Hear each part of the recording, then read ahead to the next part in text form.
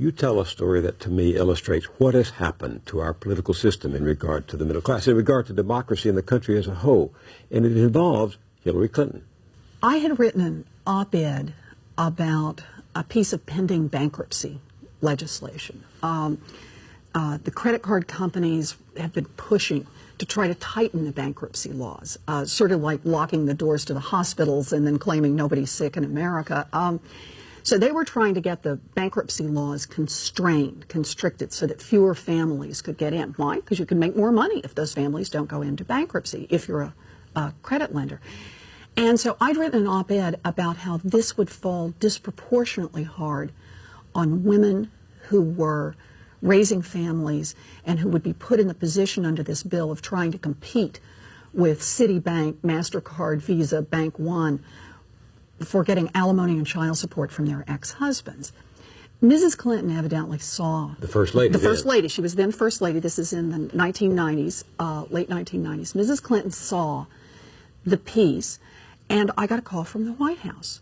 And they said Mrs. Clinton was going to be in town to give a speech in Boston, and would I come and meet with her? I said, sure. And so I put together all my files. I show up at the appointed place. After she's finished her speech, we're ushered into a tiny little room somewhere in the bowels of this hotel, and just the two of us. They close the door.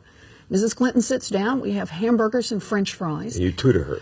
And she says, tell me about bankruptcy. And I got to tell you, I never had a smarter student. Quick, right to the heart of it. I go over the law. It's a complex law. Went over the economics, showed her the graphs, showed her the charts, and she got it. Within 20 minutes, she could play where the rest of it would come. Well, then that will mean this part's happened. That will mean this has happened.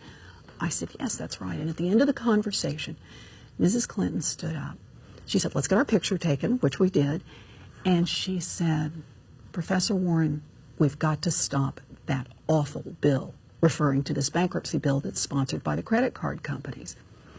So I left. She went back to Washington, and I heard later from someone who was a White House staffer that there were skid marks in the hallways when Mrs. Clinton got back as people reversed direction on that bankruptcy bill.